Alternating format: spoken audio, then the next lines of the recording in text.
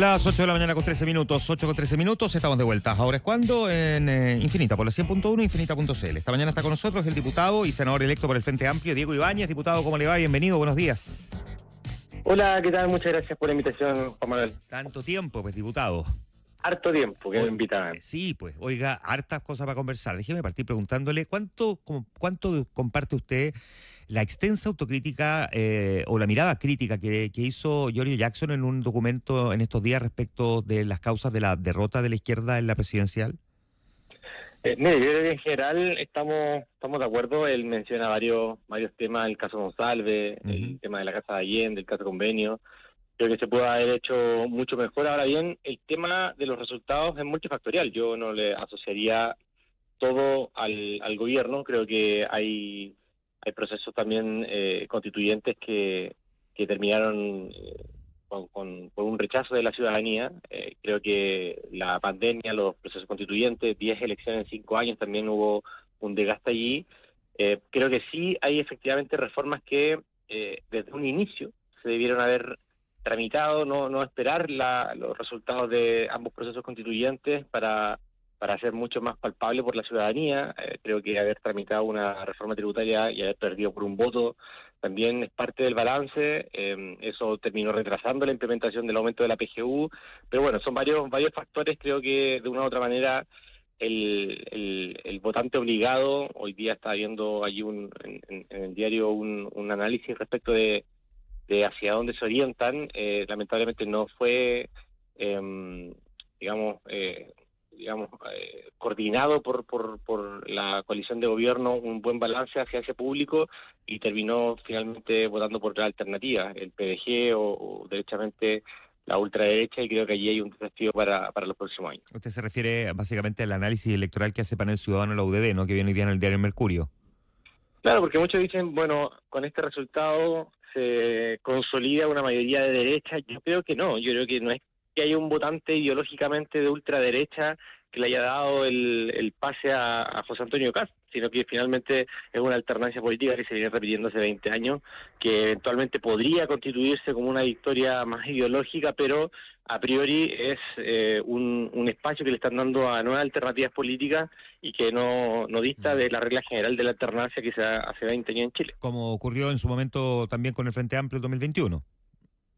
Claro, en ese momento había voto voluntario. Sí. Creo que es distinto también el encuadre, pero de todas maneras la ciudadanía hace 20 años que viene eligiendo alternativas distintas elección tras elección, y creo que esta vez no fue la excepción. ¿Usted qué lectura cree entonces que desde ese mismo electorado, y entendiendo, digamos, que esto no necesariamente es un giro ideológico, conquistó más al elector respecto de elegir a José Antonio Kast y no a Janet Jara? En temas así bien específicos. Yo creo que los temas naturalmente de seguridad. Creo que allí hay la principal bandera de José Antonio Kast fue la seguridad. Creo que en ello el gobierno reaccionó, a mi juicio, tarde en materias de proyectos de ley. Se han aprobado más de 60 proyectos de ley en la materia, pero un relato, una narrativa por parte de José Antonio Kast de que parece cada pedazo caló profundo, porque hoy efectivamente la situación en varias poblaciones amerita una intervención urgente que se está desarrollando, pero claro, la sensación de inseguridad crece cada día más, y eso también es parte de la narrativa propia de los discursos en periodos de campaña. Claro, ahora efectivamente pareciera que conectó mejor, ¿no? Por decirlo de alguna manera, el discurso de José Antonio Kast, que además llevaba un terreno, si se quiere, más recorrido en torno a sus planteamientos y sus propuestas. Pero ¿cree que pudo haber habido algo más? La encuesta Cadem, por ejemplo, decía también que hay un porcentaje no menor de la ciudadanía que votó porque no quería ni la extensión de un gobierno del presidente Boric, ni tampoco la gobernabilidad del Partido Comunista. Yo creo que eso sobre la continuidad dice relación con que no pudimos salir de la alternancia, que es la regla general de los 30 años.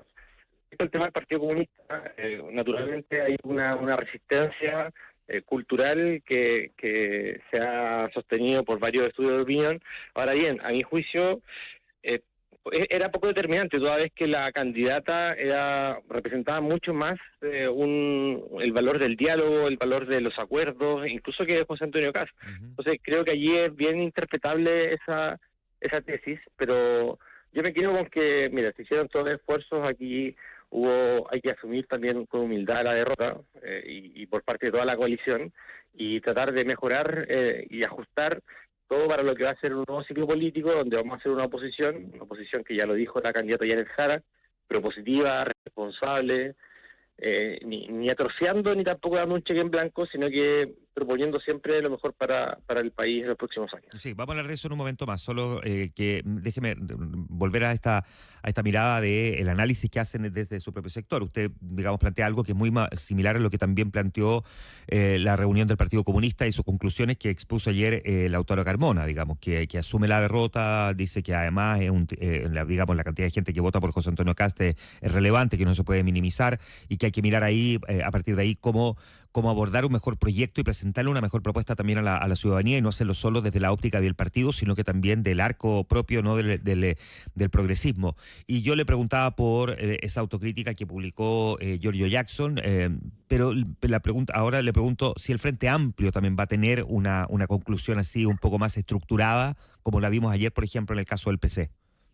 Sí, efectivamente el Frente Amplio en enero comienza lo que es su congreso, el primer congreso del Frente Amplio como partido político. Recordemos que el año pasado recién nos fusionamos, somos un solo partido, eran 12 movimientos, y este enero van a comenzar los debates sobre el nuevo ciclo político, estrategias, mirar un poco hacia atrás lo que han sido estos 4 años de gobierno y lo que ha sido también la constitución del Frente Amplio como alternativa política. Allí, naturalmente, va a haber impresa una reflexión respecto de las elecciones y esperemos que sea una reflexión profunda, porque creo que una fuerza nueva debe destacarse por su capacidad de autocrítica y también por valorar sus aportes a la política nacional, sus errores, pero también sus virtudes en este periodo de la historia de Chile, y eso va a venir con todo. Yo creo que vamos a tener algún documento orientador también, entrevistas públicas respecto de cuál va a ser el balance también de lo que ha sido el presidente Boric estos 4 años,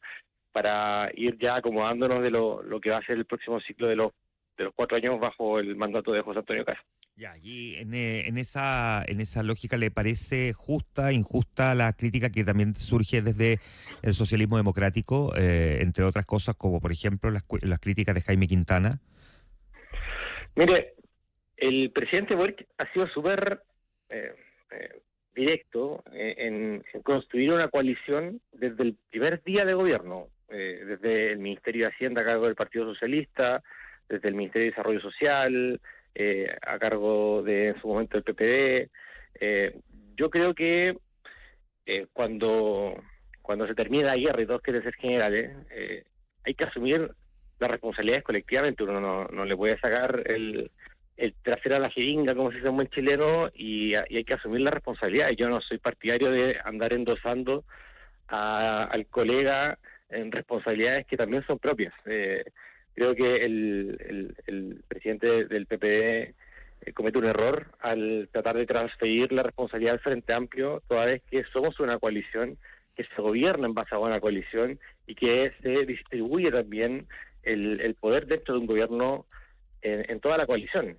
Por tanto, aquí hay que tratar de asumir una mirada colectiva de los desafíos, sobre todo considerando que la unidad, siendo oposición y bajo una mayoría de ultraderecha en la Cámara de Diputados, va a ser fundamental. Yo no concibo una construcción de una futura izquierda o centroizquierda por separado, atomizado. Eso sería empeorar la situación, y creo que las palabras de Quintana no ayudan en ese sentido. Ya, ¿y usted cómo diría post resultado segunda vuelta que está esa relación con el socialismo democrático entonces? Así con una mano bien en el corazón, porque ya hemos visto varias autocríticas que apuntan fundamentalmente al rol del gobierno, no solamente la de Jaime Quintana. Probablemente yo la concentro allí, pero también hay otros que fundamentalmente lo tienden a responsabilizar a él. Y por lo mismo, le pregunto cómo diría usted que está esa relación con el socialismo democrático.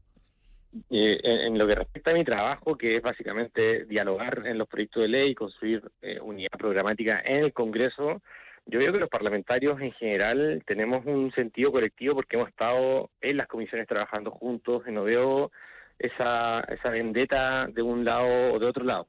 Francamente, eso es lo que yo veo, al menos lo que me ha tocado a mí conversar con varios parlamentarios del socialismo democrático, y creo que hoy Chile está en momentos de transformaciones de sus representaciones políticas también. Y el socialismo democrático me da la impresión de que tiene también un debate interno que dar sobre su propia conformación como partidos, como federaciones. Esos son debates propios que dará cada tienda, pero lo que sí es importante es que uno no gobierna con un solo partido o con su propio partido, uno gobierna en base a una coalición que inaugura el presidente Boric, que con todas las dificultades invita a la reflexión colectiva a personas que antes del nacimiento del Frente Amplio tenían una visión súper crítica de las nuevas generaciones políticas. El presidente Boric logra hacer cuajar estas miradas, y yo creo que el gran legado intangible del presidente justamente es construir una coalición que yo espero que se mantenga en el futuro. Sería contraintuitivo que en la derrota terminemos más fracturados o fragmentados. Al menos mi objetivo dentro del Senado de los próximos años va a ser tender puentes, escuchar, unificar y levantar propuestas colectivas que beneficien a la gente. Ya, diputado Diego Ibáñez, ahora hablemos de ese rol que va a cumplir su sector a partir del 11 de marzo cuando pasen a formar oposición. ¿Usted cree que este arco que se paró detrás de la candidatura de Janet Jara, es decir, un sólido grupo de partidos en torno al progresismo, es algo que se va a mantener, o más bien cree que, mire, se lo voy a decir de una manera diplomática, cada quien va a recuperar más bien su propia identidad y no necesariamente van a operar como un todo, al menos como lo vimos hasta segunda vuelta?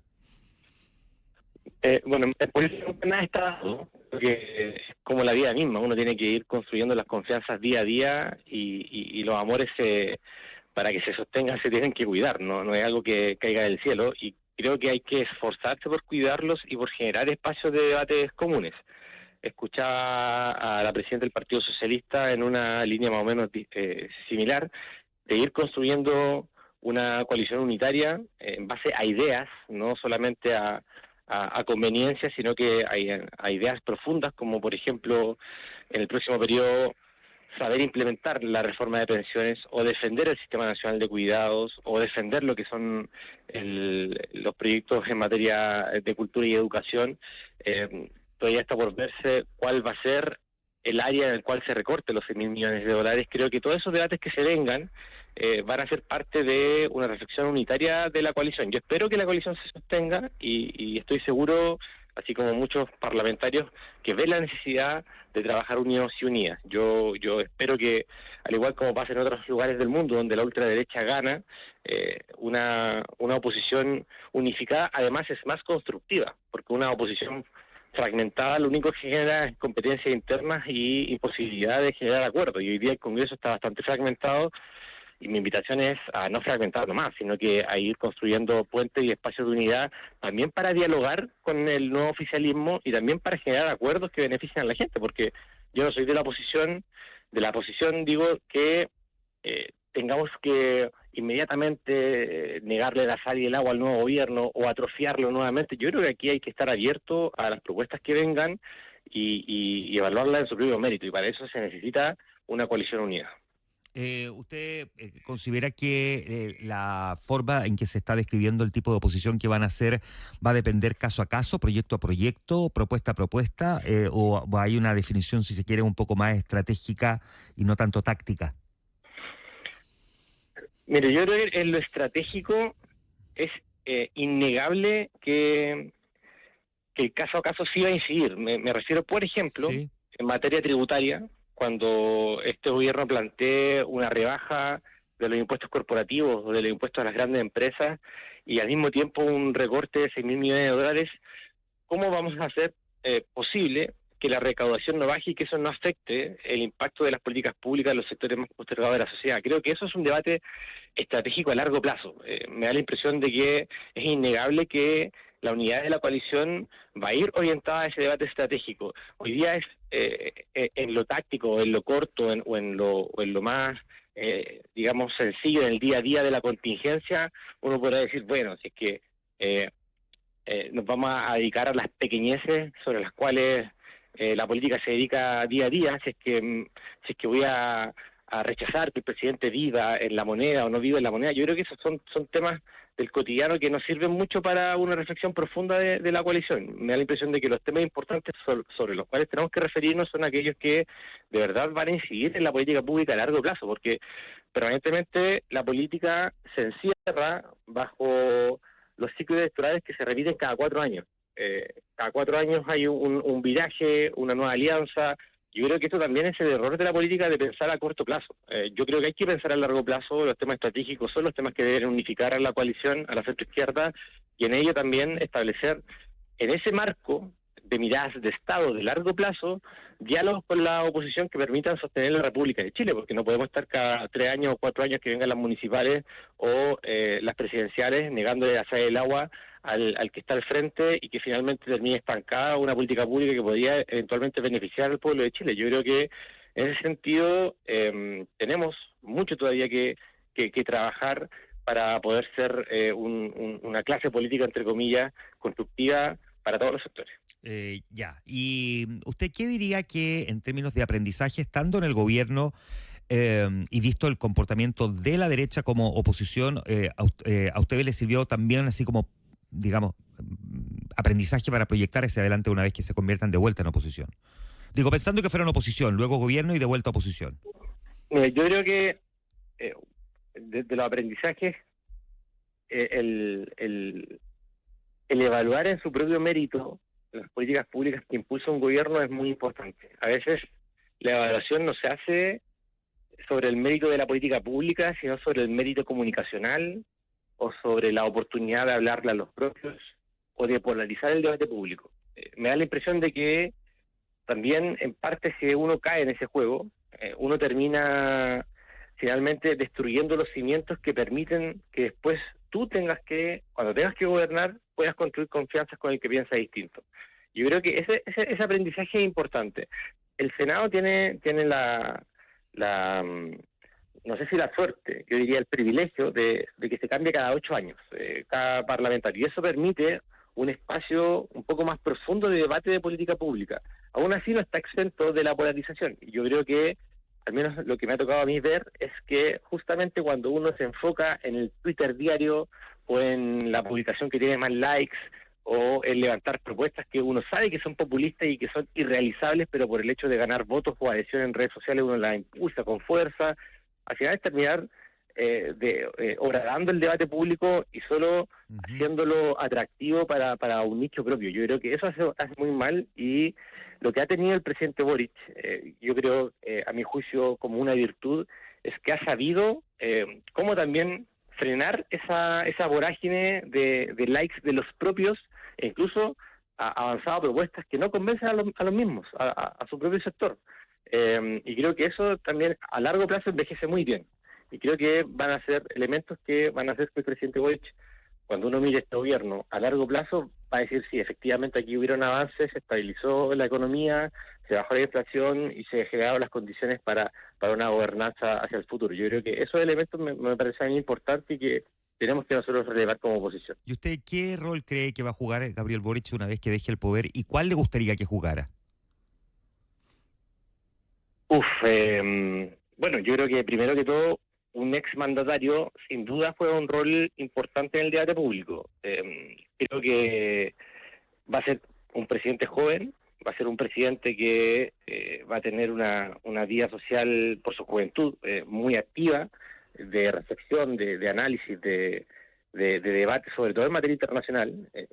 Si uno, por trabajo uno ha tenido el privilegio de ir a otros países, y el mundo entero le reconoce al presidente Boric un liderazgo y una coherencia desde la izquierda en materia de tratados internacionales de derechos humanos o en materia de condena a regímenes autoritarios, incluso que se sientan parte del propio progresismo. Yo creo que allí el presidente Boric va a tener mucho que hablar en un mundo que hoy es multipolar y que está muy sujeto a vaivenes de la política internacional que probablemente no se veían hace 30 años en Chile. Yo creo que allí va a tener un rol fundamental, y en materia de política nacional, efectivamente, creo que va a ser el líder de un partido joven, creo que va a seguir teniendo en su poder una reflexión para las nuevas generaciones que va a ser muy potente. Nuevas generaciones que se involucren en política necesariamente van a tener que mirar como referente lo que haga o no haga el presidente Boric. El expresidente Boric en ese momento. ¿Y usted tiene alguna idea de cuál es la impronta que a usted le gustaría tener ahora en su nuevo rol desde el 11 de marzo como senador? Este va a ser un Senado, digamos, que está marcado por, digamos, algo bien particular, ¿no? Va a tener varias figuras sub 40, digamos, llegando al Senado, algo que es bien inusual en la historia de nuestro Congreso, al menos desde el retorno a la democracia. Sí, claro. Mira, justo me va a tocar ser el senador más joven, entonces de una u otra manera no puedo hacer que después anden pelando a mi propia generación, entonces voy a tener que, sobre todo, ser muy propositivo, responsable y tratar de contribuir con buenas propuestas. Al menos en lo que a mí me interesa, las nuevas generaciones se sienten muy poco representadas por la política. Creo que hablar de los temas de salud mental, de acceso a la primera vivienda, los temas de educación y de cultura son temas que hoy le interesan a la juventud y que lamentablemente son poco tocados porque no son tan quizás populares dentro de la política nacional. Así es. Pero al menos a mí me interesaría ser parte de esos debates y contribuir de forma responsable también a dar una mirada más enérgica y más ágil de lo que son los procesos sociales en Chile. Ya, y usted diría, ¿dónde se va a notar esa diferencia entre el diputado Ibáñez y el senador Ibáñez? Bueno, eso lo dirá el tiempo. No sé en realidad cuál va a ser la diferencia, pero sí creo que uno se tiene que de una u otra forma sostener en debates que sean políticas públicas de largo plazo. Porque el Senado es un espacio que son menos personas, uno tiene una relación quizás más personal con cada parlamentario, a diferencia de la Cámara de Diputados, que son 150, en el Senado son 50, y también el peso del debate en las comisiones son menos parlamentarios, y uno debe ser muy responsable a la hora de votar y también de explicarle a la ciudadanía el por qué se hacen las cosas. Muchas veces en esta época de noticias falsas o de política de TikTok, uno pasa por alto información que es muy relevante, que termina desinformando en vez de informar. Creo que también en eso hay un rol importante que jugar, siendo parte de una generación que no es nativa digital, pero sí creció en base a los nuevos instrumentos de información. Entonces, uno tiene que esforzarse por tratar de comunicar bien las cosas y hacer pedagogía también a la ciudadanía, porque harta falta hace la educación cívica. Oiga, y por último, ¿usted quién cree y quién le gustaría? Son dos preguntas distintas, pero en el mismo sentido, de que va a encabezar la ceremonia en el Senado de la toma de posición de mando de José Antonio Kast como presidente del Senado. Mira, a diferencia de la Cámara de Diputados, que está muy asimétrica, el Senado está muy simétrico, está a mitad y mitad. Entonces, creo yo que sería interesante que el acuerdo administrativo establezca presidencias de un sector y de otro de forma alternada. Y creo que sería una buena señal republicana partiendo por una presidencia que corresponda, digamos, al mundo progresista. Generalmente uno cuando mira hacia atrás otros periodos del Senado se generan acuerdos administrativos alternados y se parte con el color al cual no pertenece el presidente de la República por un asunto de equilibrio de poder. Me da la impresión de que ese es el camino correcto y sobre todo teniendo en consideración que hoy día el Senado está a mitad y mitad. De hecho, está más proclive al progresismo que el actual Senado. Son cerca de 23 votos para cada lado y hay 2 votos o 3 votos que son independientes, que muchos se declaran progresistas, que pueden hacer la diferencia. Dentro de ellos también está Demócratas, que está el senador Walker y el senador Lee, que también son parte de, tienen su mirada política, pero se consideran parte de un centro político que va a estar a disposición de quizás cualquier mayoría que se conforme. Entonces, me da la impresión de que esa podría ser una configuración que permita también hacer que existan contrapesos, porque la idea del Senado es que también es la segunda autoridad después del presidente de la República. Por tanto, un contrapeso sería interesante para ofrecer un clima de acuerdos y de gobernabilidad a futuro a largo plazo. Muy bien, pues el diputado Diego Ibáñez, senador electo también del Frente Amplio. Diputado, como siempre, un gusto, Felicidades y felicidades de esta fiesta de fin de año. Un abrazo. Gracias. No, gracias a ti, que lo pases muy bien ahí en Navidad y en Año Nuevo. Igual. Un saludo a todos los trabajadores de la radio. Chao, chao. Muchas gracias, diputado, que esté muy bien.